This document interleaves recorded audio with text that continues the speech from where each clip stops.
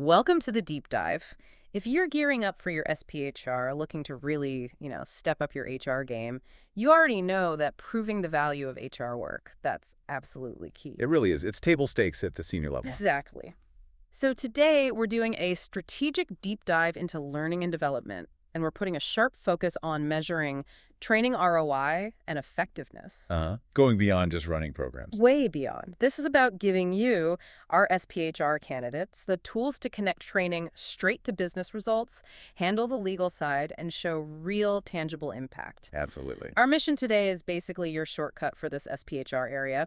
We'll hit the classic frameworks, the powerful ROI formulas, how to align training strategically. And those exam pitfalls, too. Can't forget those. Definitely not. And some memory tricks you'll want to have handy. So let's tackle the big question for any senior HR leader. How do you really know if training actually worked? Yeah, beyond just feeling good about it. Right. And even more critical, how do you prove its worth in solid business terms? To kick things off, let's look at that foundational model everyone uses. Kirkpatrick's 4 levels of training evaluation. Okay, yeah. Kirkpatrick's model, it's really stood the test of time. Think of it like a chain of evidence. It helps you dig progressively deeper into whether training actually succeeded. A chain of evidence, I like that. Yeah, it starts pretty surface level and goes all the way to, the bottom line.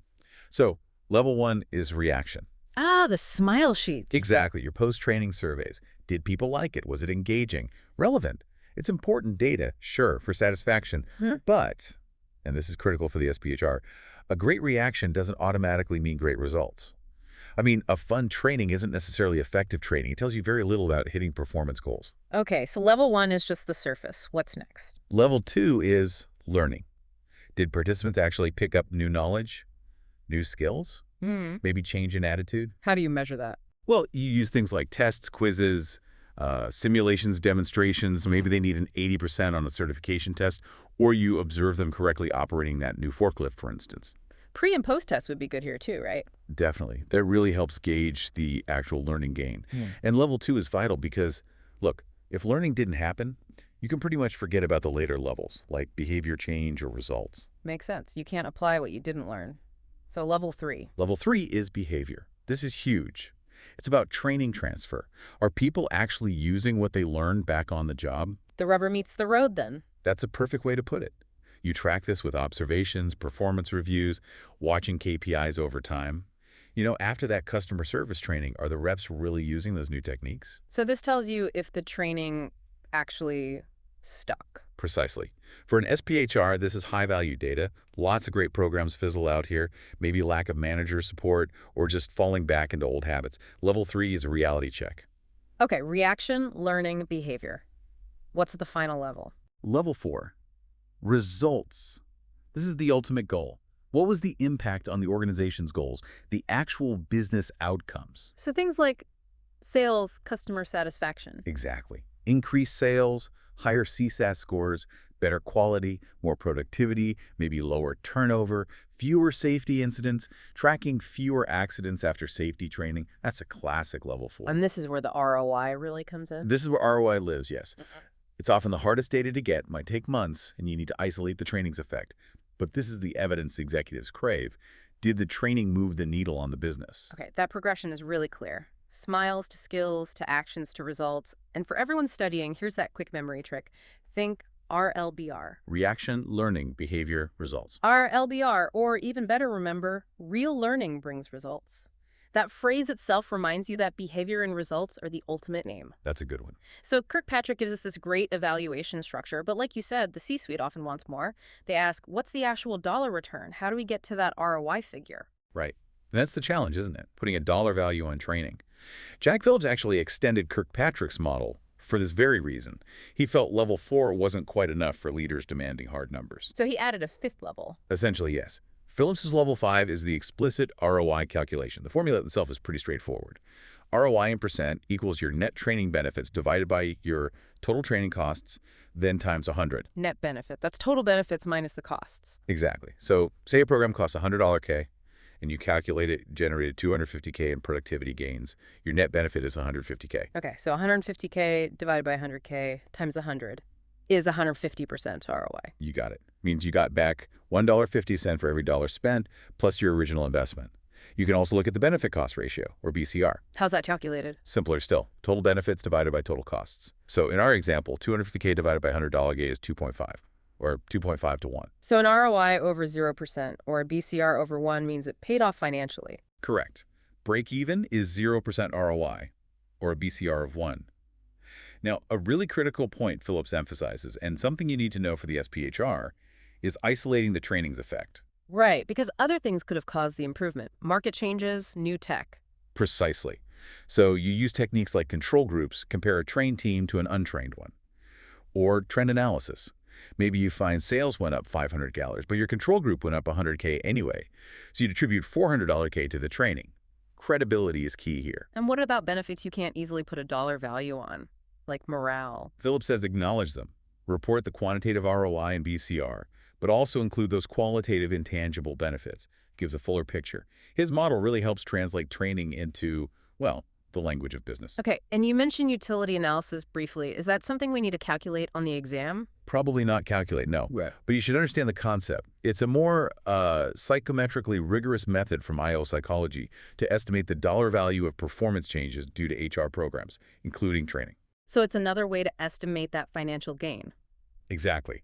Yeah. It uses factors like the number trained, how long effects last, and the estimated value of improved performance. It adds another layer of economic rigor, even if the inputs are estimates. It helps build that ROI story. Got it. So we know how to evaluate and calculate ROI, but just having numbers isn't enough, right? For an SPHR, the training itself has to actually matter strategically. How do we make sure it aligns with what the business needs? That's the core of strategic HR, isn't it? You absolutely must intentionally connect learning to measurable business outcomes. It starts by, well, starting with the end in mind. Meaning? Identify the business need or the problem first. Then design the training to address it. Say the goal is improving customer sat by 10%. Your training needs to target the specific behaviors that drive satisfaction, like de-escalation skills. Yeah. And then you measure the results using level 4 metrics, like satisfaction scores and complaint numbers. exactly. And your training objectives themselves need to be smart. Specific, measurable, achievable, relevant, time-bound. So not just improve leadership skills. No way. More like, within 6 months of completing the leadership program, trained managers will reduce voluntary turnover on their teams by 5% compared to baseline. See the difference? Much clearer. Yeah. And measurable. Right. And focus on metrics leadership actually cares about. Financial stuff, revenue, cost savings, customer metrics, satisfaction, quality, people, metrics retention, safety, compliance metrics. Things that show up on their dashboards. You bet. Frameworks like the Balanced Scorecard or OKRs can help formalize this link. And it's not a one-off thing. You need continuous measurement.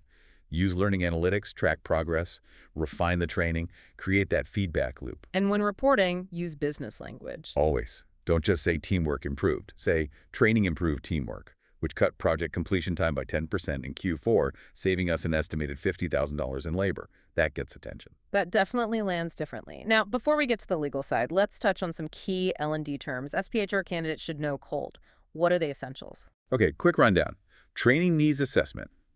T&A, that's your first step. Finding the gaps, seeing if training is even the right fix. Crucial. Then ADI, model, analyze, design, develop, implement, evaluate. Your basic instructional design process. The E links back to Kirkpatrick and ROI. Right. Transfer of training, that's level 3, applying skills on the job. Blended learning mixes methods. E-learning analytics tracks digital training data. Benchmarking compares you to others. And a learning culture. That's the organizational value on continuous growth. Always a good strategic answer. Usually is. These are the building blocks. Okay, solid foundation. Now here's where it gets really critical for senior HR folks. You can have the best, most strategically aligned RR positive training program. And still end up in hot water legally if you're not careful. Exactly. So what are the absolute must-know U.S. laws and regs that impact training and development? Compliance is the bedrock. Let's start with Title VII of the Civil Rights Act. This bans discrimination in training based on race, color, religion, sex, national origin, and so on. Meaning you can't exclude people from training based on those things. Correct. Can't segregate, can't deny access. You can't just invite men to leadership training, for instance, or deny someone training because of their national origin. Even seemingly neutral requirements could have a disparate impact. And the training content itself. Can't create a hostile work environment. No discriminatory jokes, no demeaning stereotypes. Even poorly designed diversity training could potentially violate Title VII. Got it. What's next? ADA. Yes, the Americans with Disabilities Act. Yeah. ADA requires equal opportunity and access. For training, that means providing reasonable accommodations. Like interpreters for deaf employees or accessible materials for visually impaired employees. Exactly. Screen readers compatible files for online training, maybe extra time on tests for someone with a learning disability. You engage in the interactive process to figure out what's needed, unless it's an undue hardship, which is a high bar. You can't just assume someone can't benefit. Makes sense. And age. That's the Age Discrimination in Employment Act, ADA. Protects folks 40 and over. So no excluding older workers from development because they're close to retirement. Absolutely not. Or thinking they won't get technology. Or targeting only younger folks for high-potential programs. Denying training needed for promotion based on age is illegal. Watch out for age cutoffs in programs. Okay, Title VII, ADEA. What about pay? That seems important. Very. That brings us to the Fair Labor Standards Act, FLSA, specifically for your non-exempt hourly employees. The big question, do you have to pay them for training time? And the answer is usually. Usually, yes. Training time is generally considered work time and must be paid. It's only unpaid if, and only if, all 4 specific conditions are met. Okay, what are the 4 conditions? 1, it has to be outside their normal working hours. 2, attendance must be truly voluntary. Meaning not required or expected? Right. 3, the training must be unrelated to their current job, like learning a totally new skill, not just getting better at what they already do. Okay. And 4, they perform no productive work during the training. Outside, voluntary, unrelated, no work. If any one of those isn't true, you pay. Precisely. And if that required training pushes them over 40 hours in a week, Overtime at time and a half. you got it. So that mandatory Saturday training scenario, for non-exempt staff, that's paid time, likely overtime. Okay, let's recap that FLSA rule for unpaid training. It needs to be OVUN. OVUN. Outside hours, voluntary, unrelated, no work. Got it. OVUN. Any other quick legal hits? Yeah. Don't forget, OSHA mandates safety training. Federal contractors have specific requirements. Union contracts might cover training. And many states have their own specific training mandates, like sexual harassment prevention. So the bottom line is train legally. Equal access, accommodation, no bias, pay correctly, and document everything. That's the mantra. This is invaluable for avoiding pitfalls. So pulling it all together, what does mastering training evaluation, ROI, and compliance mean for strategic HR?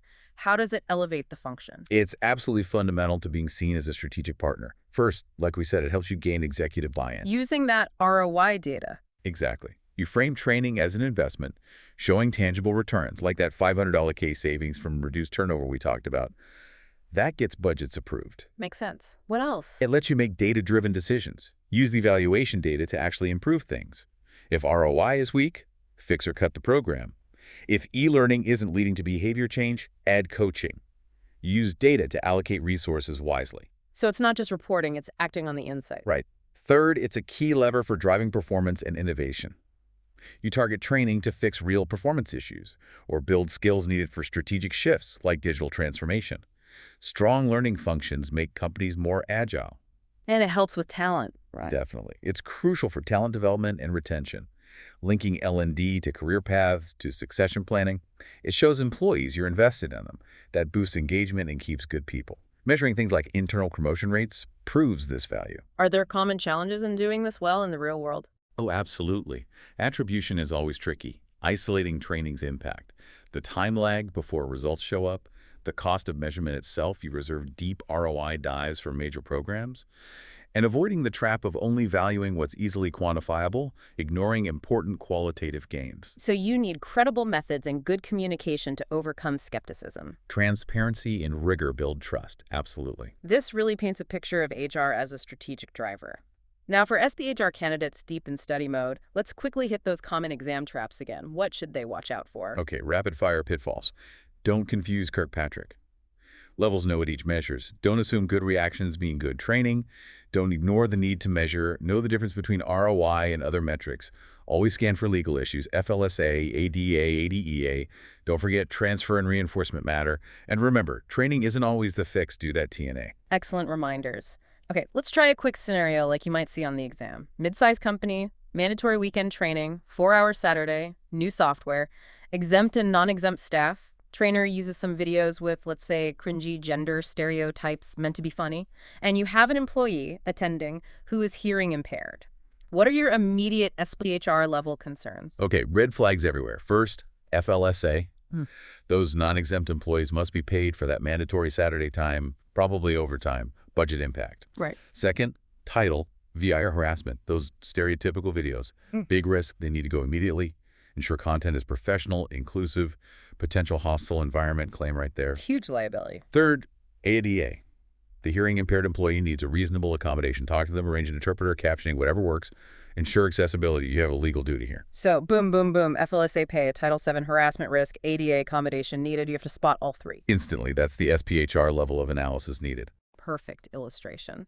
Okay, let's wrap this deep dive up. So what does this all mean for you, our listener? We've covered a ton on L&D and training ROI, Kirkpatrick's levels, Phillips ROI calculations, utility analysis concepts. critical legal stuff, Title VII, ADA, FLSA, and remember those mnemonics, real learning brings results for Kirkpatrick. And OVUN, outside, voluntary, unrelated, no work for that tricky FLSA unpaid training exception. The main takeaway for you as a future SPHR is crystal clear. Think strategically about training. It's not just activities. It's aligning with goals, measuring impact, proving value, and driving success. It's about earning and keeping that seat at the strategic table. Absolutely. Now, to leave you with something to think about. Yeah, here's a question. We live in a world of constant tech change, shifting workforces. Looking ahead, say 5 years, what's maybe one area of L&D, perhaps something we didn't dive deep into today, that you think will become the most critical for HR leaders to truly master? Something essential for organizations, not just to survive, but to really thrive? Great question to ponder. Keep that strategic mindset front and center as you continue your SPHR prep. Thanks for joining us on this deep dive into making learning count.